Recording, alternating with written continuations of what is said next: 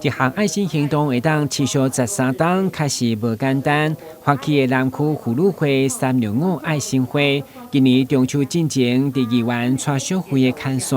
立下真神秘赛主会、盐埕里爱心助善会以及淡市郡王赛主会共同来赞助。主办单位表示，受疫情影响，伫南区、安平区需要帮助的弱势儿童已经有670位。配合上午13间国小校长嘛拢到场代表接受鸡卵糕甲红包，见证这份爱心营团。在这里还是要谢谢各位校长，把我们的爱心会传达得非常的好。很多的小朋友借有一张小小的卡片的一句谢谢、一句感恩，都会让我们有前进的力量那我也很谢谢我们李君馨校长，去年还专程让每一个小朋友做了，不是每一个，有一些小朋友做了他们的感谢函。让我们都感受在心头，所以让我们虽然每一次在筹募这个经费的时候都有一点困难，但是也是推动我们向前走的一个力量。所以谢谢各位校长，这也是我们努力在这个区块，就是希望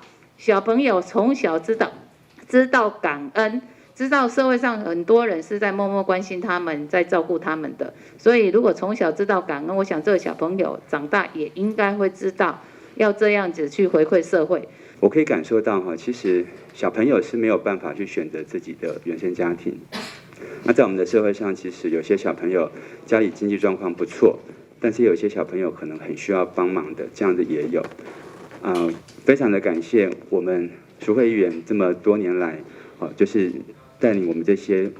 一些团体的朋友们。